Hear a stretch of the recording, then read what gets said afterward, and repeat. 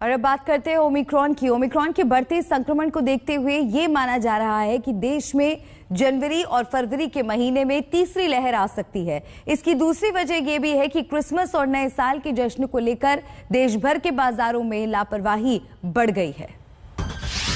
2 दिसंबर को 2 केस, 5 दिसंबर को 21, 15 दिसंबर को 65 केस और अब 19 दिसंबर को 151 केस। ये ओमिक्रॉन की बढ़ती स्पीड के साथ साथ तीसरी लहर से टकराने के पूरे संकेत हैं। सिर्फ 17 दिन के अंदर ये वेरिएंट देश के एक राज्य से 12 राज्यों तक पहुंच चुका है और अब मरीजों की संख्या 2 से 151 हो चुकी है। फिर चाहे वैक्सीन लगी हो या ना लगी हो, ऐसा लगता है कि नए वेरिएंट का हमला तय है। भारत में अब तक ओमिक्रॉन के जितने केस मिले हैं उनमें ज्यादातर मरीज वैक्सीन की दोनों डोज लगवा चुके हैं। इसके बावजूद ओमिक्रॉन की चपेट में आ गए। यही वजह है कि ज्यादातर एक्सपर्ट्स देश में तीसरी लहर की भविष्यवाणी कर चुके हैं। WHO ने अपनी नई एडवाइजरी में लोगों से यह अपील की है कि ओमिक्रॉन को हल्के में लेकर लापरवाह न हो जाएं, क्योंकि ओमिक्रॉन से जुड़े सारे तथ्य अभी सामने नहीं आए।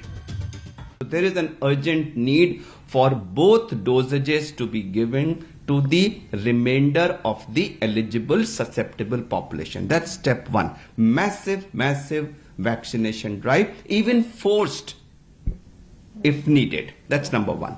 And number two, some kind of a regulation or binding coming from the government on movement of people and COVID appropriate behavior. If people are not doing it on their own, maybe it needs to be enforced by whatever. The time to act is now.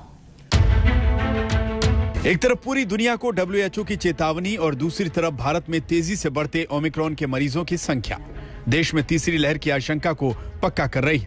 इसीलिए सरकार ने advance planning शुरू कर दी है।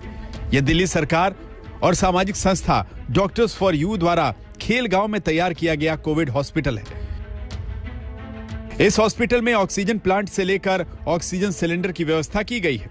Corona की दूसरी लहर से सबक लेते हुए इस अस्पताल में 1000 LPG क्षमता के 3 ऑक्सीजन प्लांट हैं, जिसमें करीब 300 बेड्स पर 24 घंटे ऑक्सीजन दी जा सकती है।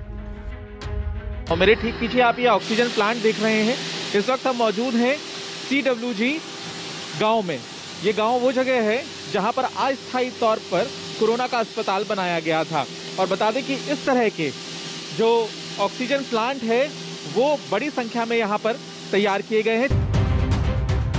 कॉमनवेल्थ विलेज में बनाए गए इस खास कोविड हॉस्पिटल में करीब 100 बेड का इंतजाम है और यहाँ हर बेड को ऑक्सीजन प्लांट से कनेक्ट किया गया है। अगर अस्पताल में मरीजों की संख्या बढ़ती है तो यहाँ 2 दिन के अंदर कंप्लीट ऑक्सीजन फैसिलिटी के साथ 500 बेड्स तैयार किए जा सकते हैं। इसके अलावा अस्पताल में अलग से ऑक्सीजन सिलेंडर की व्यवस्था की गई है। तो लगभग 200 से 300 बेड्स ऐसे बनाए गए हैं जिनके ऊपर ये ऑक्सीजन पाइपिंग जो हमारी जो बाहर 3 ऑक्सीजन प्लांट्स हैं उनके साथ कनेक्टेड है। तो यानी कि अगर मरीज को 24 घंटे भी ऑक्सीजन की जरूरत पड़ी तो ये भी कर सकते हैं। और एक तरफ सरकार तीसरी लहर के खतरे को देखते हुए तैयारी शुरू कर चुकी है, तो ऐसे बहुत से लोग हैं जो अभी भी दूसरी लहर की तबाही को देखने के बाद भी तीसरी लहर के खतरे से बेखबर है। बाजार में बिना मास्क और 2 गज की दूरी वाली सावधानी के साथ समझौता कर चुके हैं। सबसे ज्यादा खतरे की बात यह है कि देश में अभी बहुत से लोगों को दूसरी डोज लगी भी नहीं है, जो सार्वजनिक जगहों के लिए बड़ा खतरा है। हम क्या करते हैं, हम नीचे से ही उनका पूरा चेकअप मतलब वो करते हैं, टेम्परेचर चेक करते हैं। टेम्परेचर इज गुड, उसके बावजूद उन्होंने मास्क पहना हुआ है, या तो वो कैरिंग करके आ रहे होंगे सैनिटाइजर, या हम अपने पास रखते हैं। हम उनको सैनिटाइज भी करते हैं, उनका जो मास्क प्रॉपर पहनते हैं। प्लस अगर उनका टेम्परेचर ठीक है, लाइक दे आर नॉट थोड़ा सा भी गर्म नहीं है, बुखार नहीं है उनको, मतलब हेल्थी है, देन वी अलाउ देम। अगर ऐसा भी कुछ लगता है, नीचे हमारे we have people downstair, if they feel that they are not comfortable, they have some sort of feeling of fever, तो हम उनको मना कर देते हैं। ओमिक्रॉन का खतरा बढ़ता जा रहा है। कुछ लोग मास्क नहीं पहन रहे हैं, लेकिन यहाँ के रेस्टोरेंट ओनर्स का कहना है कि फिलहाल वो लोगों से ये नहीं पूछ रहे कि उन्होंने वैक्सीन लगाई है या नहीं।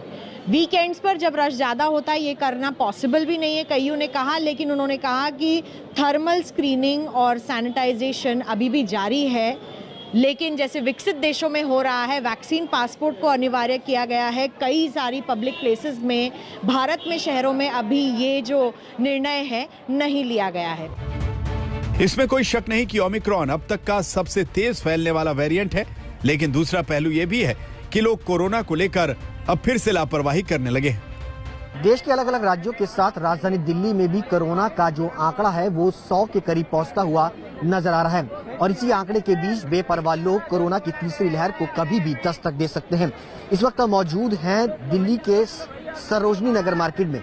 चारों तरफ जो आप भीड़ देख रहे हैं वो कोरोना की तीसरी लहर को कभी भी दस्तक दे सकती है, क्योंकि 2 गज की दूरी और सोशल डिस्टेंसिंग और मास्क जैसे नियमों को पालन यहाँ पर लोग करते हुए नजर नहीं आ रहे हैं। चारों तरफ आप देखेंगे कि किस तरीके से आज रविवार का दिन है और भारी भीड़ बाजार के अंदर जो है वो चारों तरफ देखने को मिल रही। आईआईटी कानपुर के मुताबिक जनवरी और फरवरी में तीसरी लहर आने की संभावना है और नीति आयोग भी देश में रोजाना 14 लाख केस की आशंका जता चुका है।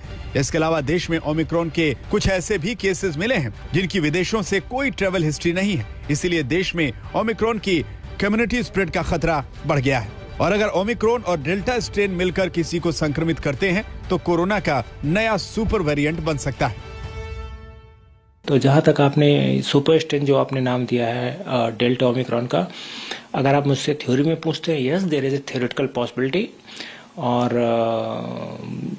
ये ना तो पहला वेरिएंट है जो आया और ना ही आखिरी वेरिएंट है जो आया है। मुझे लगता है कि आने वाले समय में और वेरिएंट आते रहेंगे। वो इनके कॉम्बिनेशन से हैं, अलग से हैं, कैसे हैं, ज़्यादा तेज हैं, ज़्यादा तेजी से फैलते हैं, ज़्यादा मौत करते हैं, ज़्यादा बीमारी करते हैं, कम बीमारी करते हैं, कम मौत करते हैं, वैक्सीन कम्युनिटी को इवेट कर जाते हैं। ये सारी बातें कहना थोड़ा सा जल्दबाजी होगा।